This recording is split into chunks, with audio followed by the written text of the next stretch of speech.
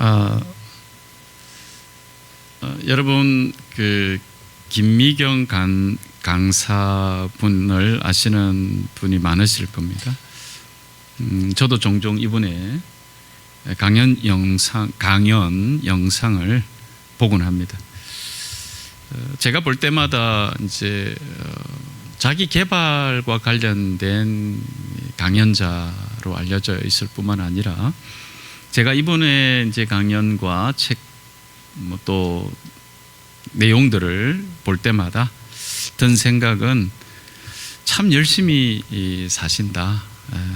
진짜 독하게 사는 분 같다. 또 한편으로는 어떻게 저렇게 악착같이 살 수 있지? 참 힘들겠다. 이런 생각까지도 들곤 했었습니다. 그런데 이분이 최근 영상에 자신의 삶의 변화가 있다라고 말을 하였는데, 그렇게 수십 년간 다른 사람들에게 자신의 개발을 위하여 열심히 살아야 된다. 열심히 살자. 그래서 언니의 독설이라는 말을 써가며 어떻게 하면 더 열심히 살아가고 다른 사람들에 비한 최선의 삶을 살아갈 수 있는지, 이런 걸 강연하고, 그렇게 자신이 강연한 대로 자타공인 열심히 살아왔던 바로 그 자신의 삶에 변화가 생겼다는 것이었죠. 이분은 모태신앙인 것 같았는데 신앙은 없었던 것 같아요. 그래서 가족들이 자신에게 하는 말 중에 제일 듣기 싫은 말이 널 위해 기도하고 있어 라는 말이었다고 해요. 그리고 기도할게, 이런 말을 제일 듣기 싫은 말이었다고 합니다. 왜냐하면 그런 말을 들을 때마다 이분은 이런 생각이 들었다는 거죠. 나는 나 혼자 열심히 잘 살고 있는데 기도는 무슨 기도? 나는 열심히 잘 살고 있으니까 나 위해 기도하지 말고 각자 본인들이나 잘 살아라, 잘 살면 되지, 쓸데없이 이렇게 생각했다고 해요. 그런데 그렇게 누구보다도 열심히 그리고 악착같이 성공하며 살아왔던 자신에게 어느 날 허무와 절망감이 왔다는 거죠. 이런 이제 허무와 절망감 앞에 이런 생각이 든 자신을 아마 이해할 수 없는 것뿐만 아니라, 사람들이 이래서 극단적인 생각을 행동으로 옮기는구나 라는 것을 자신이 생각한다는 것을 알고 깜짝 놀랐다고 그래요. 얼마나 몸과 마음이 망가져 있었으면 자신이 한참 바빴을 때 아프다고 전화 온 자신의 아이의 전화를 받고 하필 이렇게 바쁠 때 아프고 지랄이야, 이런 마음이 들었다는 거예요. 이런 마음이, 그런 이제 정도로 몸과 마음이 망가져 있었던 그때 그는 비로소 하나님을 만났다고 고백합니다. 이 일이 작년 3월에 그녀에게 일어난 일이라고 합니다. 이날 이후로 이분은 이제껏 자신이 살았던 삶의 시스템을 바꾸고 새롭게 세상을 바라보게 되었다 그래요. 가정과 자기 자신을 다시 돌보게 되었다고 말했습니다. 이분의 변화는 doing을 삶의 최가치로 두었던, 이것이 세상적 가치관이라는 사실을 깨달았다는 것이고, 그리고 이것에서 벗어났다 이라고 말해요. 이전까지는 내가 무엇을 해야 하는지 플랜을 짜고 그렇게 더 많은 일을 어떻게 효율적으로 해 나가면서 앞서갈 수 있는지가 자신의 인생의 최대 관심사였다면, 이제는 내가 우선순위로 두어야 하는 것이 무엇인지 비잉의 관점에서 바라볼 수 있는 눈을 가지게 되었다는 거죠. 그리고 그 비잉이 바로 예수 그리스도의 구원하심을 받아들임으로써 비로소 하나님을 믿는 것에서 시작되는 것임을 알게 되니, 하나님의 말씀으로 하나님의 말씀으로 기도와 하루를 시작하는 자신이 되었다고 해요. 이런 존재에 대한 변화는 자신이 가족을 대하는 것에서부터 자신을 돌보는 것, 어떤 일을 할지 결정하는 모든 두잉의 일상이 바뀌어졌다고 합니다. 제가 이분의 이런 변화의 고백을 들으면서 든 생각은, 변화는 분명 삶의 관점을 바꾸게 하지만 진정한 변화는 거기에서 멈추지 않고 반드시 자신의 일상의 작은 것들의 변화로 이어져야 한다. 진정한 변화는 그래서 자신이 무엇을 성취할 수 있는가 뿐만 아니라 그 성취할 수 있는 자신의 내면의 성장과 성숙이 동반되어져야 하기 때문에 일상의 작은 것들의 변화로 이어져야 한다라는 사실입니다. 삶을 바라보는 관점이 달라지는 이유는 그 삶에 하나님이 들어오셨기 때문에 그렇습니다. 하나님을 자신의 삶의 주인으로 인정하고 받아들일 때 이것이 어떻게 이루어지느냐? 예수 그리스도를 구주로 받아들인다는 것은 하나님을 자신의 삶의 주인으로 받아들이는 것입니다. 그러니까 바로 그것은 누구든지 자신을 변화시키게 되는 시작입니다. 그래서 자신의 하루하루가 변하게 되어지는 거고, 그 변화는 그의 모든 일상의 것들을 대하는 태도의 변화로 이어지기 때문에 자신의 삶이 비로소 바른 견고함으로 세워져 가게 된다라고 말할 수 있는 것입니다. 오늘 우리가 함께 읽은 베드로전서는 전체적으로 보면 예수 그리스도를 믿고 살아가는 사람들이 그의 삶에서 여러 가지 환난과 시련을 당하게 될 때 어떻게 살아가야 하는지를 말씀해 주고 있습니다. 아마도 이 말씀이 기록될 당시 예수 그리스도를 믿는다는 이유만으로 여러 고난과 어려움에 처해 있었던 형제 자매들이 많았던 것 같습니다. 그래서 이 베드로 전서를 통해서 그런 고난 중에도 예수 그리스도를 믿는 사람들은 그 믿음을 저버리지 말고 하나님께서 약속하신 것을 기억하고 각자의 삶의 자리에서 어떻게 살아가야 하는지에 대하여 권면하고 있습니다. 그래서 주인은 믿는 사람으로서 주인답게, 그 집에 종으로 있다가 믿게 된 사람은 종으로 믿는 사람답게, 아내는 아내로서, 남편은 남편으로서 각자의 자리에서 믿음으로 살아가는 하나님의 거룩한 백성의 삶을 살아가는 것. 그래서 이것이 고난 중에서도 믿음으로 살아가는 것임을 우리로 알 수 있게 합니다. 베드로전서는 이 고난 중에 믿음으로 살아간다는 것이 크고 장엄한 뭔가를 기술하는 것이 아니라 일상의 자신이 어떻게 살아가는가, 이것을 아주 중요하게 다루고 있다라는 것을 다시 한 번 더 우리로 생각하게 하는 말씀이 베드로 전서인 것 같습니다. 사람이 그래서 어려운 일을 당하게 되면 자칫 자신의 일상을 놓아버리고 잃어버리기 쉽습니다. 자신의 역할을 놓아버린 채 살아갈 수 있다는 거죠. 이렇게 살아갈 수밖에 없는 자신의 상황을 방패 삼아 자신을 합리화하기도 하죠. 우리의 일상은 반복되고 지루하고 평범하기도 하지만 동시에 다른 사람들에게 잘 노출되지 않는 영역도 많습니다. 그런데 이런 평범하고 반복되고 나만 알 수 있는 그런 일상의 시간들이 모여 자신의 하루가 되고 자신의 긴 삶을 만들어 간다는 사실을 우리는 관가해서는 안 됩니다. 다른 사람들에게 보여지는 부분, 내가 무언가를 하는 그것만으로 나의 긴 삶이 결코 만들어지지 않는다는 거죠. 그래서 예수님을 믿는 사람이 그렇지 않는 사람과 구별되는 중요한 특징을 말하라면 이런 일상을 어떻게 살아내고 있느냐에 있다고 봅니다. 베드로전서는 그 부분을 아주 우리들에게 잘 보여주고 있지 않는가라고 생각한다는 거죠.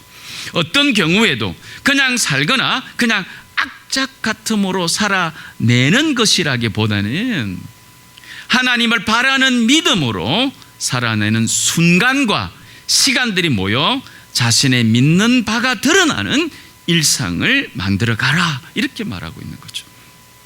그러기에 이러한 믿음으로 살아내는 우리의 하루하루가 모여 우리의 믿음의 긴 여정이 있게 되는 거고, 우리의 삶의 방향이 하나님의 부르신 방향 가운데 살아간다라고 말하게 되는 거죠.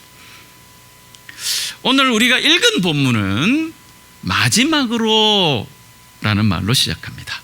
이 마지막이라는 단어는 이제 베드로전서의 말씀이 결론과 종착점에 이른다라는 의미로 볼 수 있겠지요. 앞에서는 그리스도인으로서 한 사람 한 사람이 어떤 고난의 상황에서도 자신에게 주어진 일상의 삶의 자리에서 하나님을 믿는 믿음으로 잘 살아내어야 한다라는 것을 권면했다면, 이제는 그런 한 사람 한 사람이 모인 여러분들이 어떻게 살아야 하는지, 여러분들이 어떻게 살아야 하는지에 대한 권면으로 종착점을 향하고 있다라는 말씀이라는 거죠. 즉 그리스도인으로서 개개인을 향한 초점에서 그리스도인들이 모인 공동체를 향한 초점으로 말씀이 옮겨지고 있다라는 거죠. 이 말은 그리스도인으로서의 삶이 도착해야 할 그 종착점이 결코 개인에서 끝나지 않는다, 그리고 끝나서는 안 된다라고 말하는 것 같습니다. 그리스도인으로서의 삶은 반드시 공동체 안에서 실현되고 드러나야 합니다. 그런 의미에서 오늘 본문은 명시적으로 교회 공동체를 언급하고 있진 않지만, 이런 면에서 저는 모이는 공동체에 대한 언급이라 보여집니다. 자, 오늘 본문 8절과 9절의 말씀에 보면 여러분은 모두 한 마음을 품으며 서로 동정하며 서로 사랑하며 자비로우며 겸손하십시오. 악을 악으로 갚거나 모욕을 모욕으로 갚지 말고 복을 빌어 주십시오. 이 말씀은 개인이 혼자서 할 수 있는 일이 아니죠. 개인이 혼자서 자신의 일상을 아무리 믿음으로 잘 지내고 있어도 혼자만 있다면 이런 일은 시작조차 할 수 없지 않겠습니까? 모두가 한 마음을 품으려면 누군가와 함께 해야죠. 우리가 서로 사랑과 자비와 겸손과 동정을 베풀려면 내가 아닌 그 누군가가 옆에 있어야 한다는 말이죠. 이것이 바로 공동체에서 드러나는 모습이라는 겁니다. 그래서 저는 이것을 공동체의 일상이라 부르겠습니다. 앞에서 그리스도인으로 살아가는 우리의 일상이 모여 우리의 신앙과 긴 삶을 만들어 간다고 말씀드렸습니다. 그러면 그리스도인으로서 일상을 살아가는 사람들이 모인 공동체의 이런 모습은 그래서 공동체의 일상을 만들어내는 거죠. 우리의 일상이 우리의 신앙을 드러내듯이 공동체의 일상 역시 공동체의 현 주소 혹은 공동체의 신앙을 드러내는 것이다 라고 말하는 겁니다. 공동체의 일상이란 말은 공동체가 모여 일상을 같이 보낸다라는 말은 아닙니다. 공동체의 일상은 공동체가 모였을 때 당연히 드러나야 할 반복되고 사소한 작은 것들, 서로에게 보여지는 태도를 말합니다. 제가 여러분에게 자주 그리스도인의 삶은 공동체를 넘어설 수 없습니다라는 말씀을 드렸습니다. 왜냐하면 공동체란 흩어져 그리스도인으로서 살아가고 있는 우리 각 사람이 모였을 때 우리 각 사람의 일상이 반영될 수밖에 없기 때문에 그렇습니다. 이 말을 다른 말로 하면 우리 각자의 신앙은 공동체를 통해 드러나게 되며 또 드러나야 하며, 공동체는, 교회 공동체는 각자의 신앙을 드러내고 서로를 통해 열매 맺는 것이기 때문에 그렇습니다. 바로 저와 여러분의 일상이 모여 드러나는 공동체의 모습을, 그래서 저는 공동체의 일상이라고 생각한다는 거죠. 우리가 모인 공동체의 일상에서 서로가 서로에게 사랑과 자비와 겸손과 동정이 드러나지 않는다면, 곧 우리 공동체에서 그리스도인으로서의 삶의 태도가 서로를 향하여 묻어나지 않는다면, 우리 공동체는 마치 일상이 무너진 채 살고 있는 사람들처럼 그 모습을 그대로 가진 공동체일 수 있다는 거죠.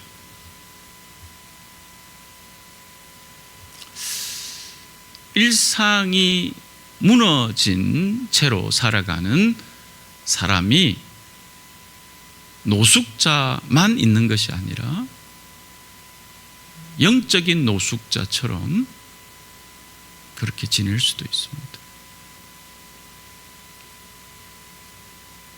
우리 공동체가 그런 모습, 일상의 의미가 없이 마치 모든 일상이 무너진 것처럼 그런 교회 공동체일 수는 없는 것입니다.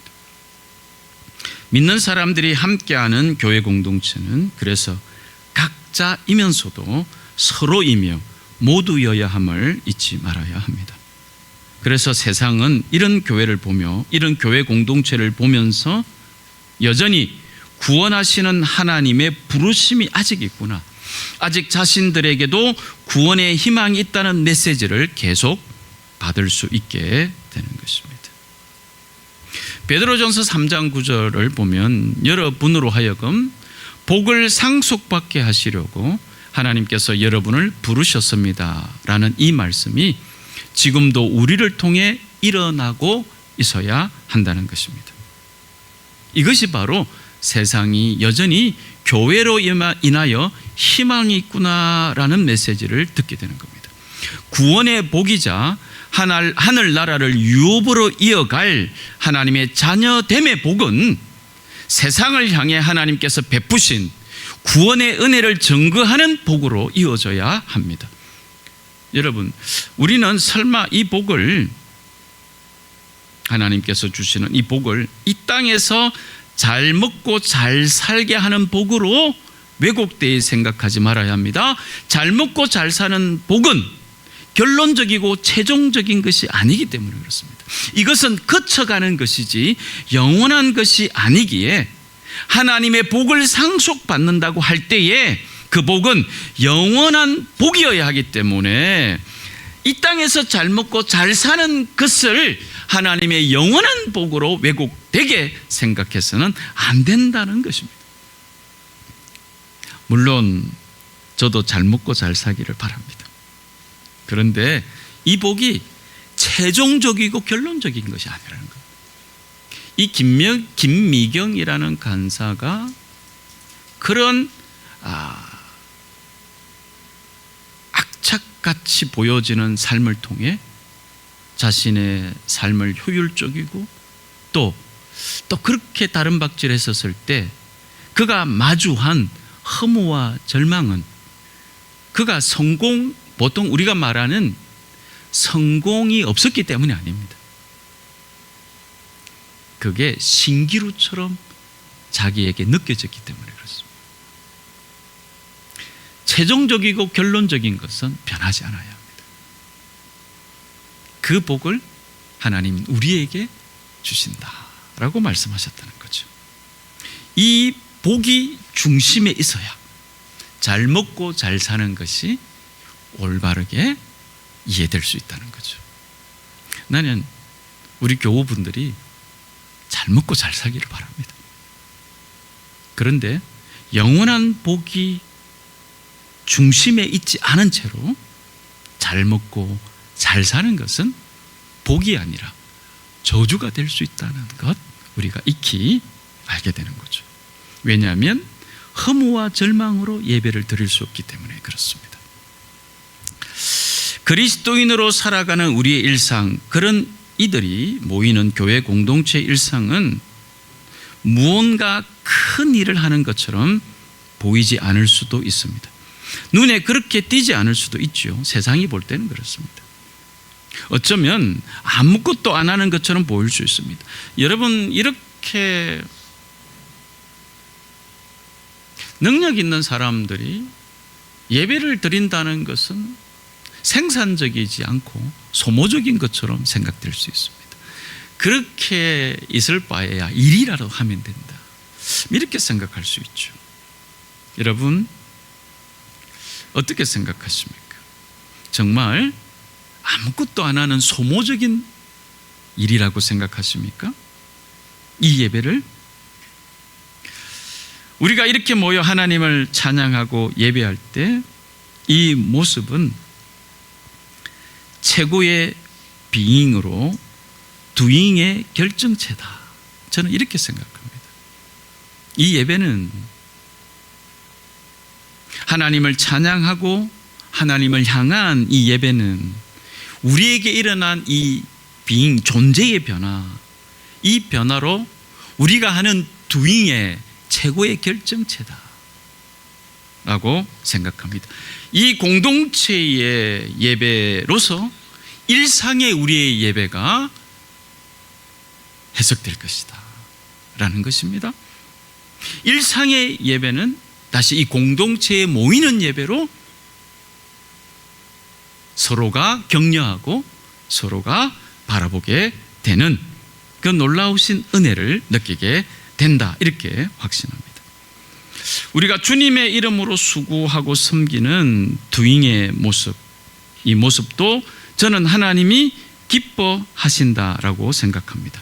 교회 공동체가 모여 서로를 사랑하고 한 마음으로, 그리고 서로에게 악을 악으로 갚지 않고 모욕을 모욕으로 갚지 않고 겸손히 하나님을 바라보는 모습으로 서갈 때 우리는 비로소 교회를 사랑한다, 이렇게 말할 수 있습니다.